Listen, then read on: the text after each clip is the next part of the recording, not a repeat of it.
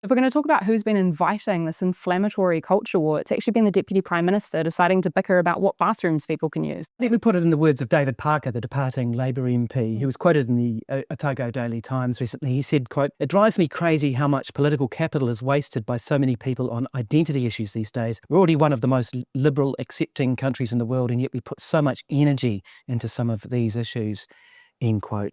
Do we spend too much time on this, do you think?